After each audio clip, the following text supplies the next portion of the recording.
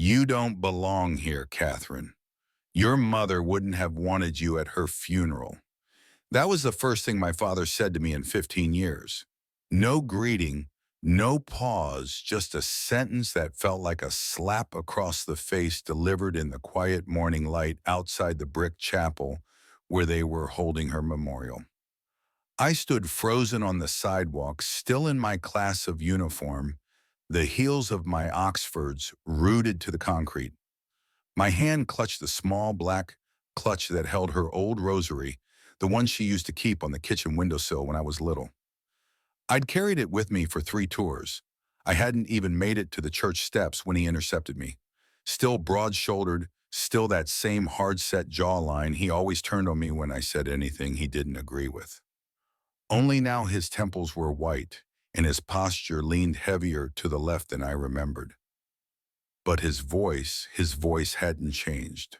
Cold final like a closed door I'd been trying to open since I was 17.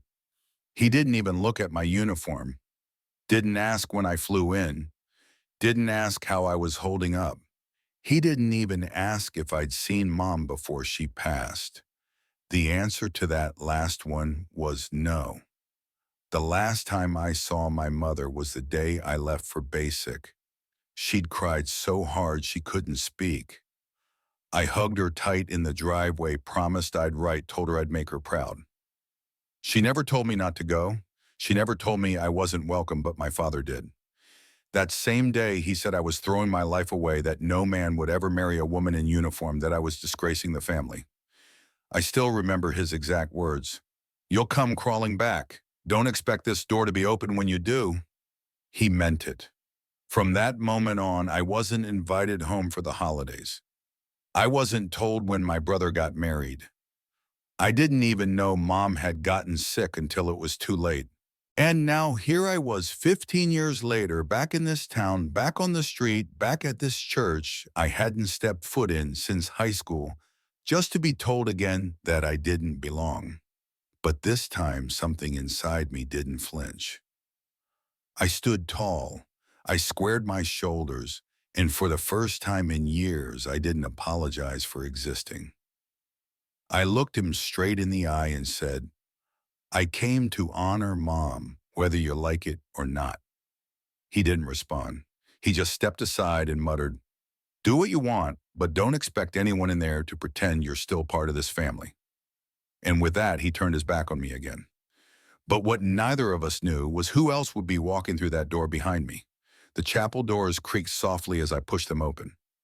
I hadn't even stepped fully inside when I felt the silence shift. It was like walking into a room that had just been vacuum sealed. Heads turned, some quickly looked away. Others didn't bother pretending. I recognized maybe a third of the faces, church ladies with their pursed lips and gloved hands. My father's co-workers, my brother Benjamin and his wife sitting in the front row with their 2 perfectly dressed boys. All of them had aged 15 years just like me. Only difference they'd aged together in potlucks, in backyard BBQs, in hospital waiting rooms. Me, I aged through deployments. I didn't expect anyone to stand, but I didn't expect the icy stares either. You'd think I was the one who'd left Mom, not the one who wrote her every month, even when the letters went unanswered. I walked down the center aisle, steady quiet. Mom's photo was placed right by the altar. Her eyes were crinkled in a smile. I remembered holding a tray of lemon bars, her apron still dusted with flour. My knees wobbled at the sight of it. I found an empty seat in the back row. No one slid over. No one even nodded. Not even Uncle David, who used to sneak me candy at family cookouts. I stayed there, hands folded in my lap. Not speaking, not crying, just listening. My father gave the first speech.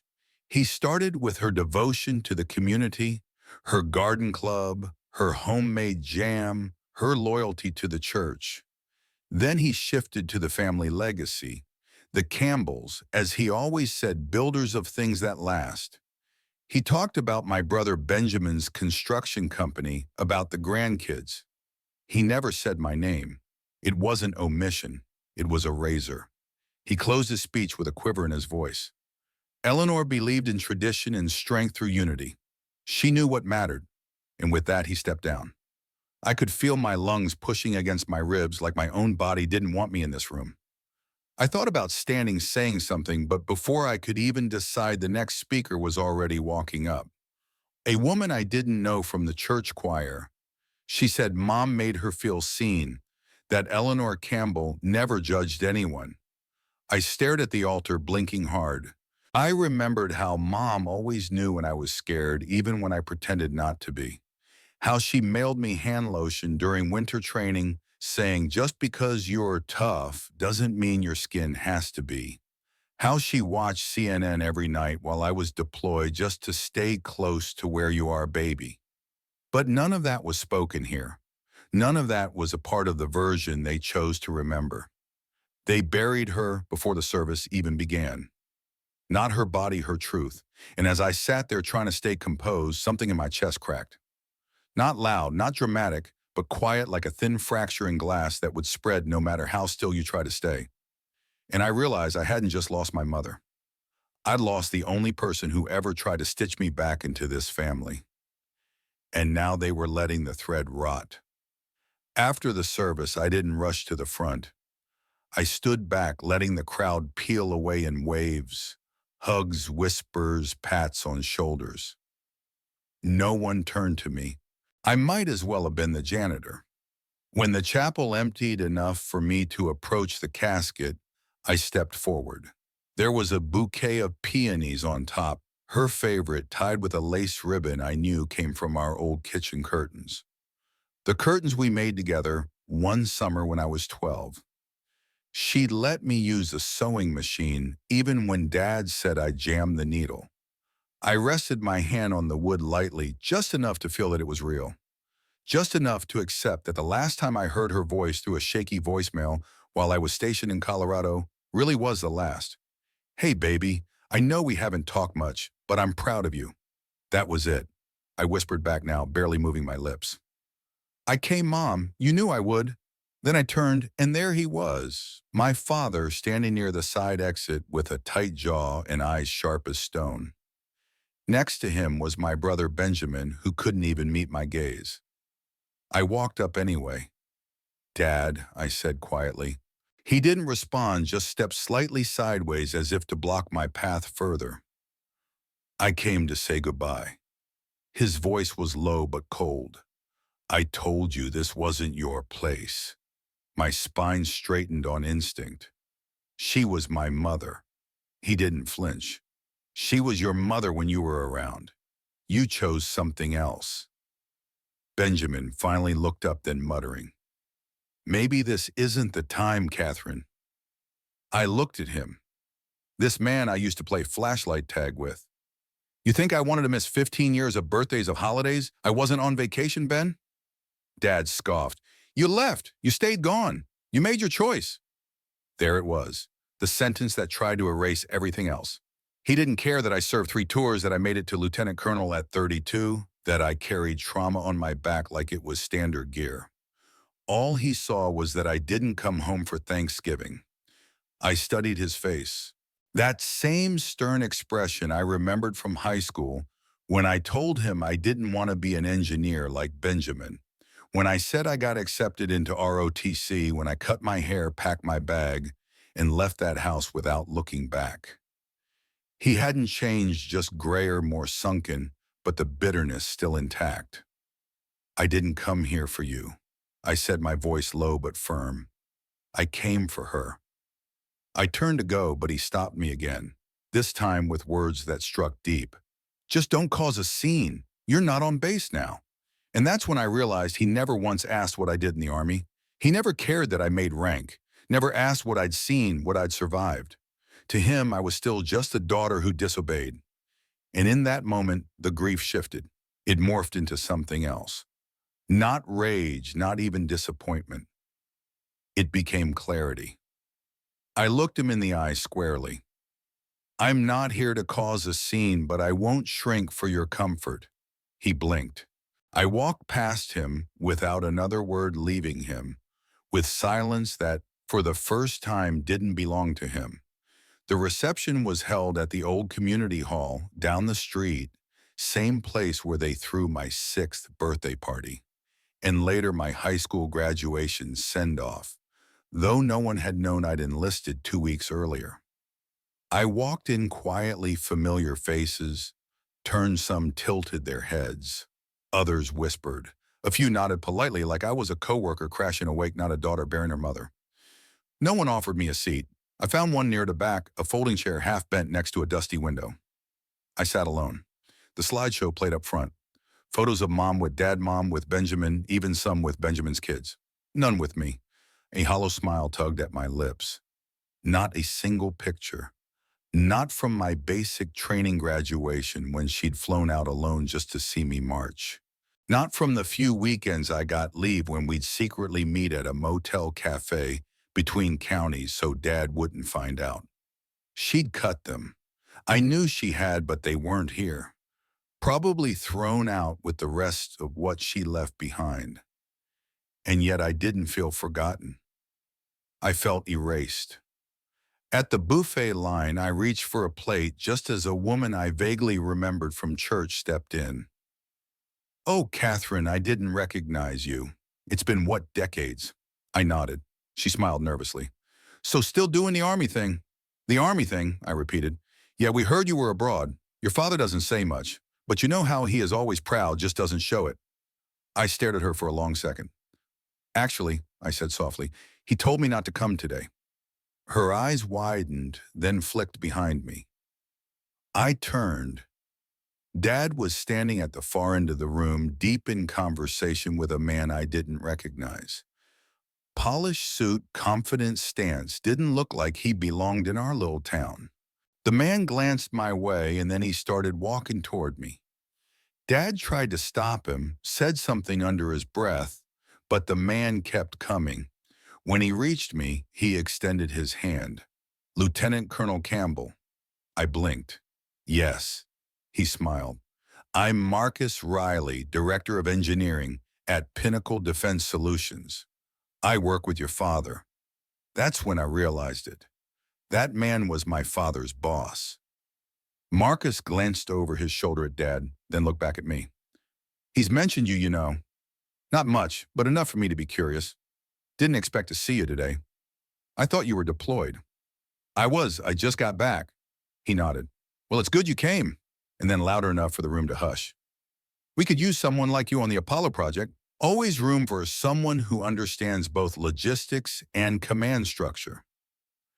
Dad's face went pale. Marcus wasn't just making conversation. He was offering me something in front of everyone. He turned to Dad. "You didn't tell me your daughter was Lieutenant Colonel Campbell. I assumed she was still enlisted." My father didn't answer. The room was still, and for the first time in 15 years, I felt seen. Not by them, by me. I didn't touch the plate in my hands. I stood there for another minute long after Marcus Riley moved on to mingle, leaving behind a silence I could only describe as clearing. Dad wouldn't look at me. He stayed across the room, hands stuffed deep in his pockets, staring at the wall like it held answers he hadn't found in 15 years. Eventually, I slipped out of the hall and into the side garden. Same maple tree, same bench, same silence I remembered from being 10 sitting there, while Mom argued inside about why I wanted to join ROTC instead of yearbook club. I sat again. The ache in my chest wasn't from grief anymore. It was the kind of hollow that only years of being invisible could carve. "Lieutenant Colonel Campbell," someone said softly behind me. I turned. It was Aunt Sarah, Mom's younger sister. She looked older, but the kindness in her face hadn't changed. "You don't have to stay," she added. I didn't answer. She sat beside me. "Your mom told me what happened. With your dad. With Benjamin. That name Benjamin, the golden son who got the house, the business, the sympathy, the same one who once told me to stop acting like I had trauma because I joined the Army by choice." I was 19, he was 26, and Dad had nodded in agreement. I took a slow breath. "Did she ever regret anything?" Sarah looked straight ahead. She regretted not fighting harder for you, said so many times she wished she'd gone after you when you left. But your father, he said you needed to learn respect. I looked down at my hands. So she gave up. No, Sarah said. She gave in. There's a difference. We sat in silence for a while. The wind moved through the trees. A cardinal landed on the bench's armrest, flicked its wings, and darted off again. Then Sarah reached into her purse. She made me promise, she said, to give this to you if you ever came back. She handed me a thin envelope, faded worn. My name, Catherine, written in Mom's handwriting, still round, still careful.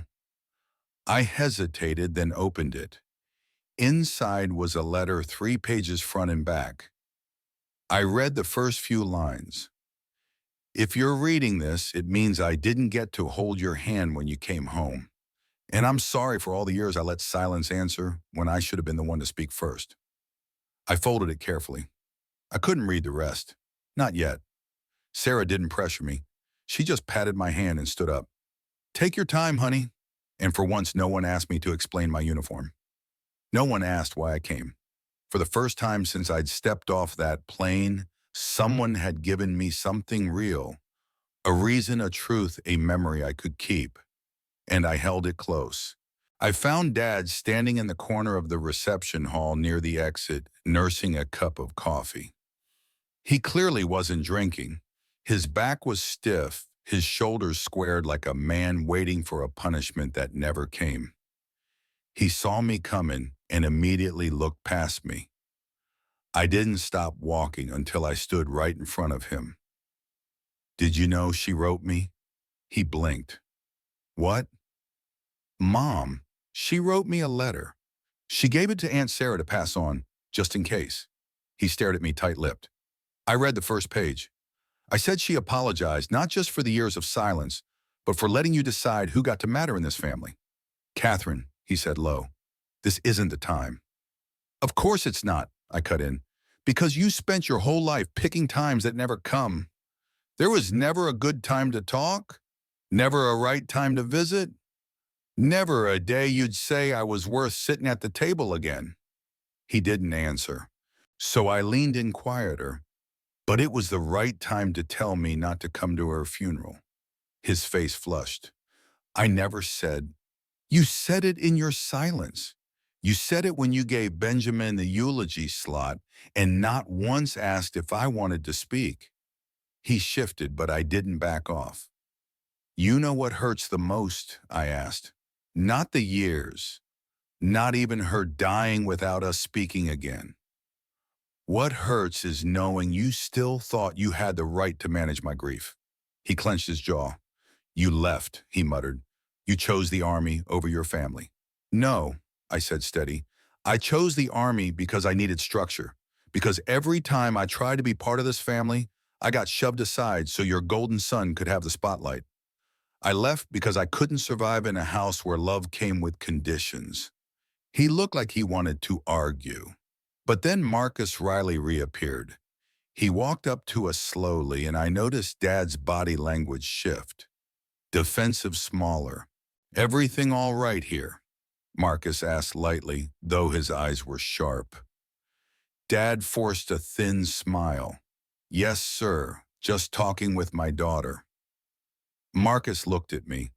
I didn't realize your daughter was Lieutenant Colonel Campbell. Quite the resume. Dad glanced at me like he'd heard the title for the first time. Colonel, not girl, not disappointment, not stranger. And then Marcus added almost casually. I read your commendation last month. You're the one overseeing the Pacific cybersecurity protocols? I nodded once. Yes, sir. Marcus looked back at Dad. I should say you raised a fine officer, one of the sharpest we've got, but you probably already knew that. Dad didn't respond. His lips parted, then closed again. And for the first time in my life, I saw him caught between two worlds. The one where he could pretend I was a mistake, and the one where everyone else knew better.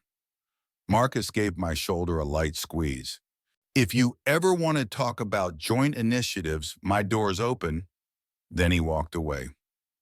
Dad still didn't speak. I waited, but he said nothing. And I realized in that moment that I'd been waiting 15 years for an apology that wasn't coming. Not because he didn't feel sorry, but because admitting I was worthy would mean rewriting the version of me he'd told himself was easier to reject. So I finally said the words he'd never expected. I'm leaving. His brows furrowed. You just got here. No, I said. I got here 15 years ago, and I'm done waiting to be seen. I turned and walked toward the door. This time he didn't follow, and I didn't look back. I stepped out into the afternoon air, the late autumn sun already dipping behind the trees. There was a quietness to it. Not peace exactly, just absence. I walked toward the rental car parked at the edge of the cemetery lot, expecting silence. But behind me, I heard my name, Catherine. It was Benjamin. His voice still carried that edge, the same one he'd used when we were kids. Half superior, half territorial. I turned slowly. He jogged toward me, tugging at the collar of his suit like it didn't quite fit him anymore. I saw what you did in there, he said, coming to a stop. That stunt with Dad's boss. I raised an eyebrow. You mean answering a question? You made him look like an idiot. I exhaled steady. No, Benjamin, he did that himself. I just stopped pretending he hadn't. He crossed his arms. You've been gone nearly 2 decades. Mom got sick and you couldn't even... I didn't know, I said quietly. You made sure I didn't. He flinched. I kept my voice level. She wrote me. You intercepted it. He opened his mouth, closed it. Catherine, you wouldn't have. You didn't get to decide that. I stepped closer. She was still my mother. His jaw tightened. You always thought you were better than us, running off hiding behind uniforms and medals. I didn't run, I said. I rebuilt. I looked him in the eye. You had every chance to bring me into the loop. Every phone number, every email. You all sent me nothing but silence, and now you're mad I didn't grieve on your schedule. He went quiet.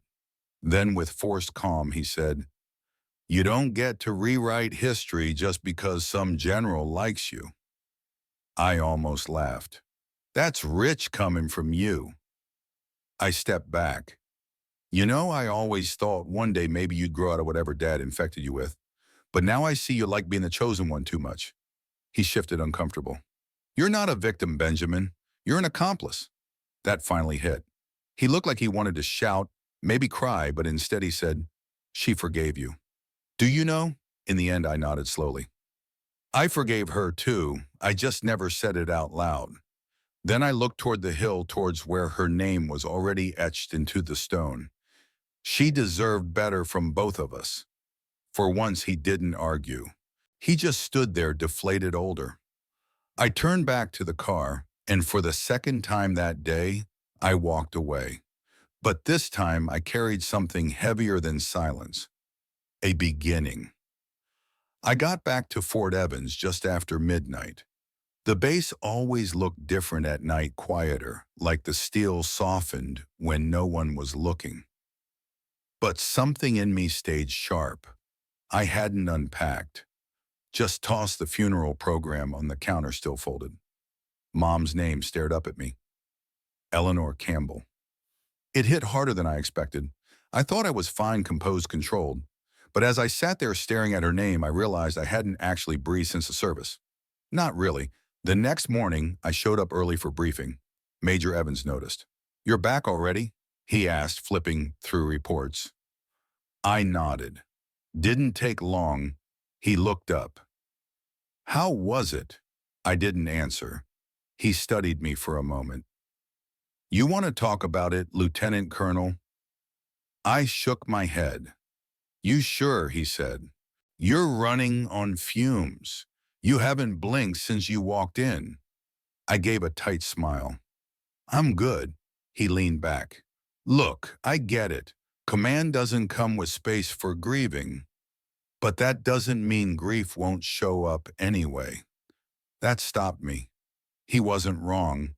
It had shown up in the tremble in my left hand when I held the coffee, in the way I couldn't remember if I'd eaten the day before, in the dream I had on the flight back where Mom was alive, but no one would let me in the house. You can't compartmentalize everything forever, Catherine, he added gently. I closed the file I'd barely read. I know. There was a long silence. Finally, I said, my father told me not to come to her funeral. Evans didn't flinch. Why? I stared down at the table. Because I left. Because I stopped playing their game. Because I chose something they couldn't control. He nodded slowly. That's the thing about families like that. They don't care what uniform you wear. They care about whether you still obey. I looked up. He met my gaze evenly. But you went anyway. I did. And you stood tall. I did. That's more than most can say. I felt my throat tighten, but I kept my face still. Evans pushed a folder toward me. Take the day. I already reassigned morning ops. I hesitated. I don't need...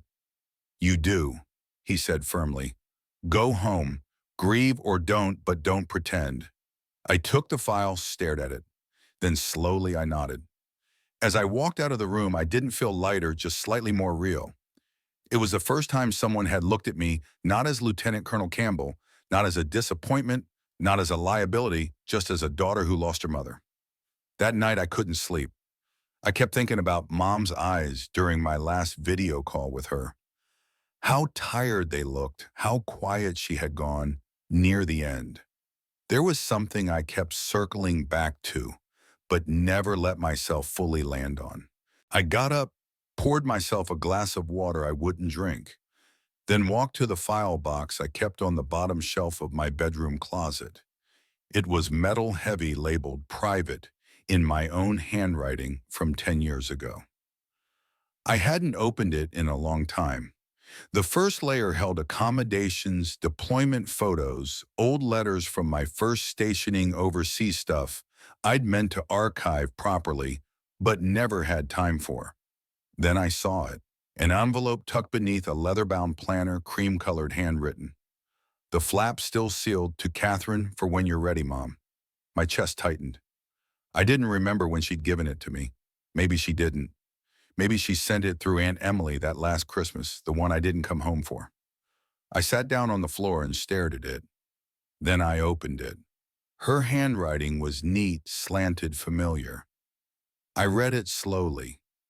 Catherine, I know you think I chose silence. I didn't.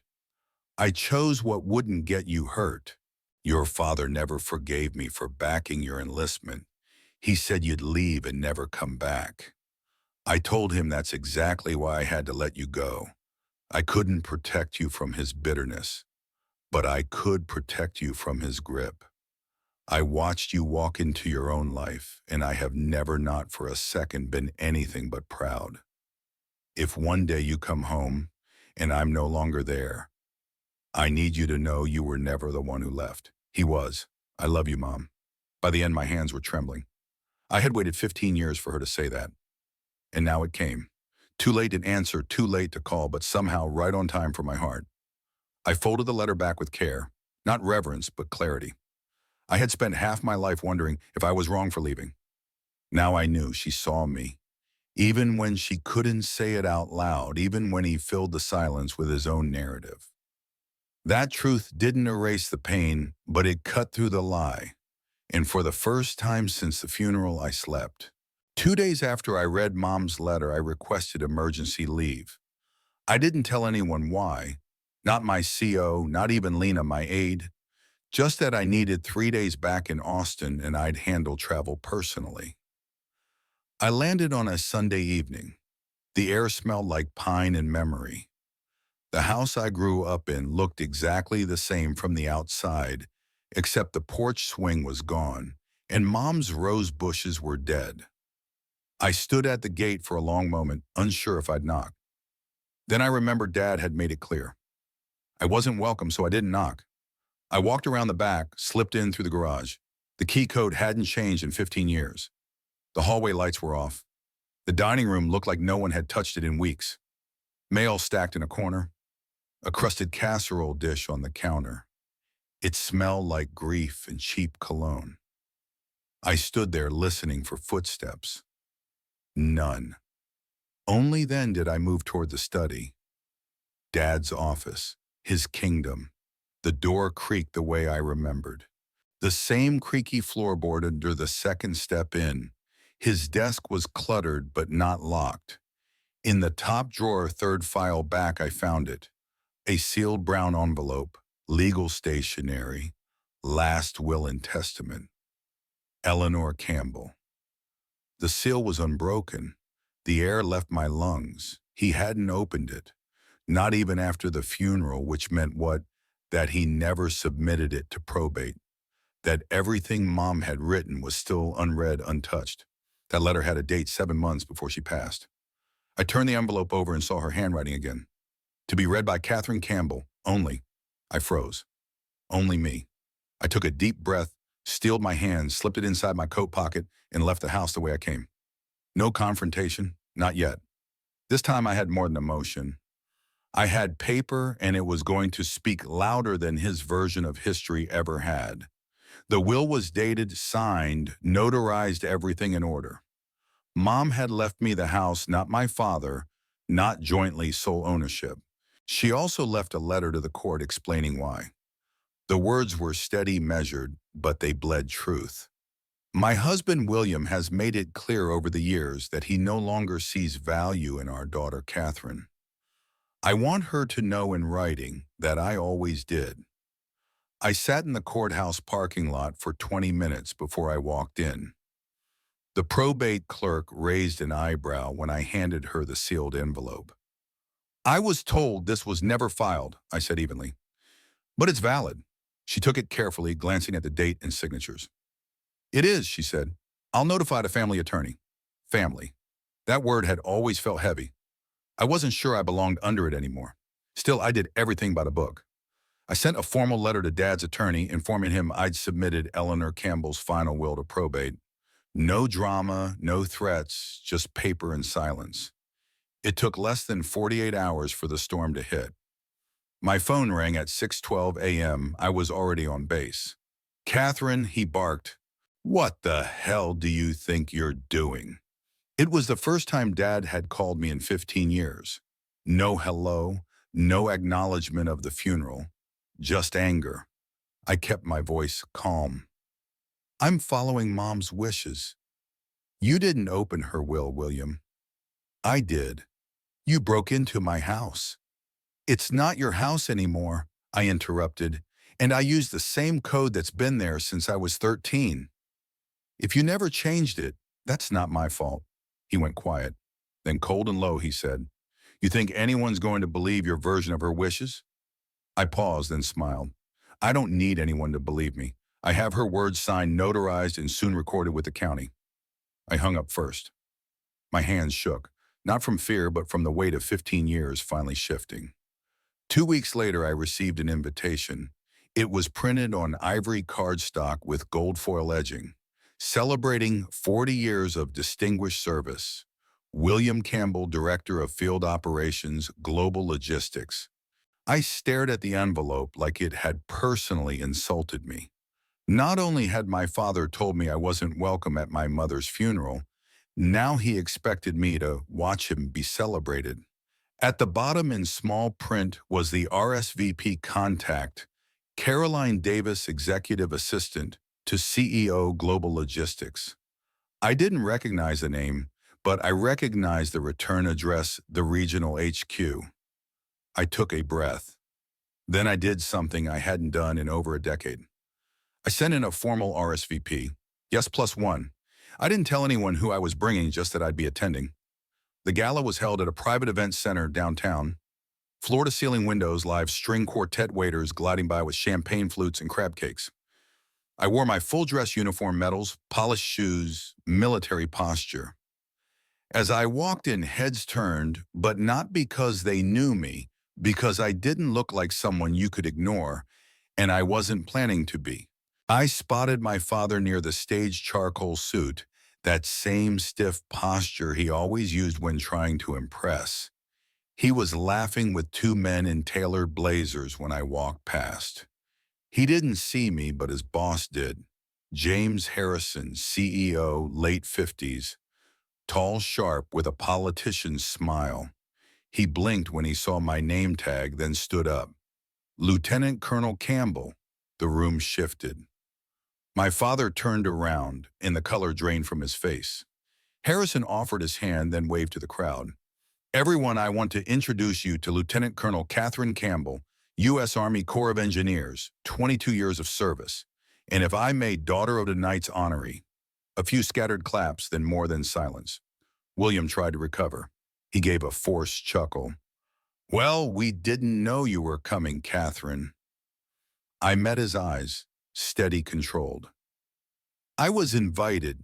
He opened his mouth, but before he could twist it into some patronizing remark, I turned to Mr. Harrison. Actually, sir, I have something I'd like to say. I walked up to the podium, not rushed, not dramatic, just quiet certainty. Then I pulled out a single sheet of paper. My mother, Eleanor Campbell, passed away 3 weeks ago. I wasn't informed by my father. I found out through a former neighbor. There was a ripple of tension, but that's not why I'm speaking tonight. I held up the paper. This is her will filed last month with probate court. She left me the family home. Not my father, not jointly. Just me. Gasps, whispers. I continued. She did it because she knew he wouldn't let me come home. She knew that even in death, he would try to erase me. I looked at my father. He failed, and I stepped off the stage. He didn't follow me, not even a word. But I saw the CEO's eyes on him, and I knew the real consequence wouldn't come from me. It would come from the people who had just seen the truth, unfiltered, undeniable. My father could bury my mother without me, but he couldn't bury who I'd become. I didn't stay for the cake, didn't wait for speeches or long goodbyes. After stepping off that stage, I nodded politely to Mr. Harrison, thanked him for the invitation, and walked out into the cool night air. The streets were quiet. My heels clicked against the pavement like punctuation marks on a sentence I finally got to finish. 2 days later, a letter arrived at my temporary address, my base housing in Virginia. No return address, just my name in shaky handwriting. It was from my father. I stared at it for a long time. Then I opened it. Catherine, you embarrassed me. You made a scene. You made people talk. I don't know what you were trying to prove, but I suppose you got what you wanted. That was it. No apology, no acknowledgement of what he did. No mention of Mom, just wounded pride wrapped in bitterness. I folded the letter back in half and tossed it in the recycling bin. A week later, I flew back to Ohio. I hadn't returned since I was 18. Not for holidays, not for leave, not for anything. But now the house on Elm Street was legally mine. I didn't go inside immediately. I stood in the driveway for hours, just breathing. The rose bushes were still there. Overgrown, wilted, but alive like something waiting for a second chance. Inside, everything smelled like her. Lavender sachets tucked into drawers, a ceramic jar of flour on the kitchen counter, the old wooden spoon still stained from decades of Sunday dinners. Her sweater was still draped over the arm of the recliner. I sat down slowly, and for the first time in years, I let myself feel all of it. Not regret, not revenge, just presence. I was home. I didn't call him, not after the funeral, not after the gala, not after the letter. But 2 weeks later, I received a voicemail. Catherine, it's your father. I don't expect a call back. Just thought you should know. They're asking questions at work about why I didn't include you in the funeral. Why Eleanor changed the will. I don't know what you told them, but whatever this is, it's gone too far. He ended with a sigh, not one of sorrow, one of inconvenience. And that's when I knew he still hadn't learned a thing. I didn't return the call. I returned to the garden instead. It took a few weeks to clear out the weeds, trim the branches, reseed the bare patches, but I liked the rhythm of it. Hands in soil, sweat on my back, wind in my ears. I even found Mom's old garden journal, her scribbled notes about tomato varieties and rose pruning techniques. She had dreams for this place, and now so did I. The last thing I unpacked was a shadow box. It held my medals, my commissioning photo, and a small laminated note that my mother had mailed me the day I made captain. Catherine, I know your father doesn't say it, but I'm proud of you. I always have been.